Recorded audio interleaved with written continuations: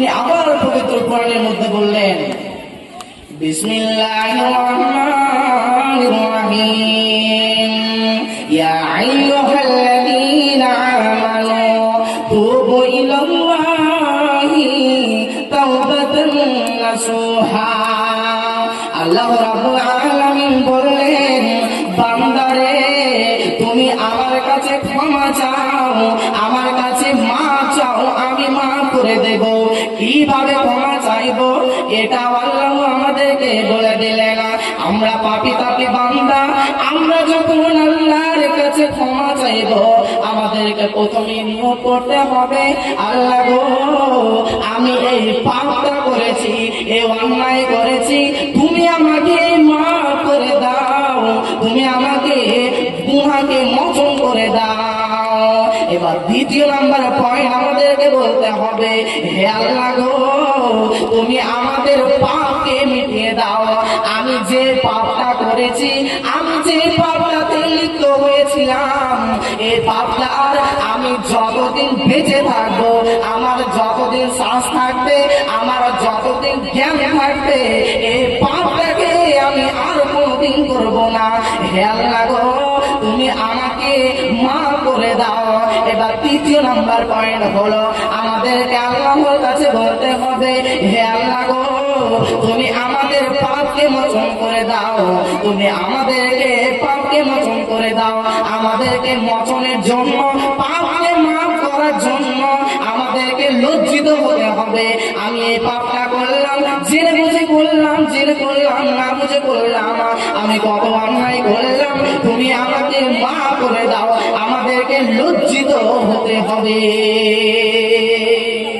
কিন্তু আজকে আমরা হতভাগা মুসলমান, আমরা অনেক পাপ করি, কিন্তু পাপ করার পর আজকে আমরা বন্ধুদেরকে ভুলে বেড়াই।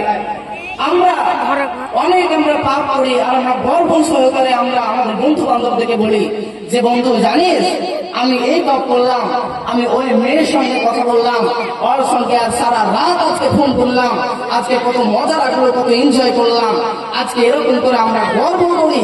কিন্তু কি আপনি জানেন যে আপনি একটা পাপ করলেন, ওই পাপটা আপনার বন্ধুকে প্রকাশ করলেন। আপনাকে কঠিন কিয়ামতের দিনে যখন ধরা হবে যে বান্দা তুমি পৃথিবীর বুকে তো পাপ করেছিলে, কিন্তু তোমার বন্ধুদেরকে তোমার বলার কি প্রয়োজন ছিল, তোমার পার্শ্ববর্তী লোককে বলা তোমার কি প্রয়োজন ছিল।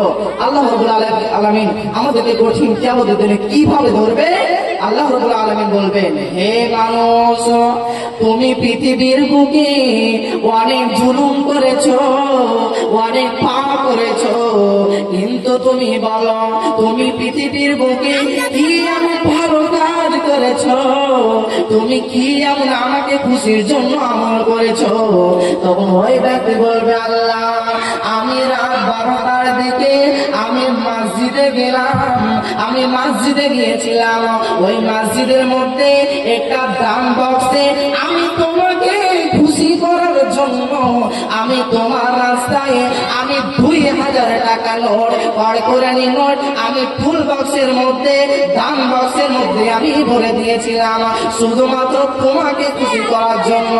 এবার আল্লাহ তাআলা বললেন, বান্দারে তুমি আমাকে যে খুশি করার জন্য দান করেছিলে, যাও তোমাকে আমি খুশি হয়ে জান্নাত দিয়ে দিলাম। ওই ব্যক্তিকে আল্লাহ তাআলা জান্নাত দিয়ে দিল।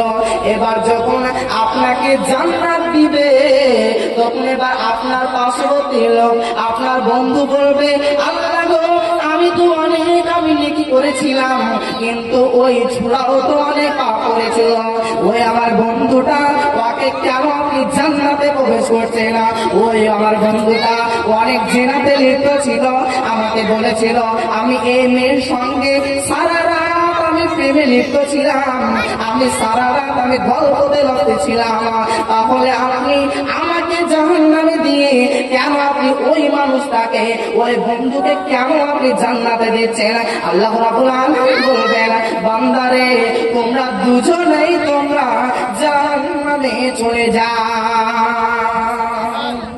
তাহলে আমরা এই থেকে বুঝতে পারলাম যে আমরা পৃথিবীর বুকে যত বড় অন্যায় অবিচার, যতই বড় পাপ করি না কেন, আমাদেরকে আমাদেরকে নিজের ভিতরে আমাদেরকে নির্বোধ করে দিতে হবে, আমাদের নিজের ভিতরে ছেড়ে দিতে হবে।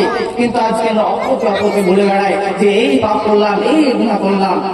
এবার আল্লাহ রাব্বুল আলামিন আমাদেরকে আবার কি বলছে দেখুন, বিসমিল্লাহির রহমানির রহিম।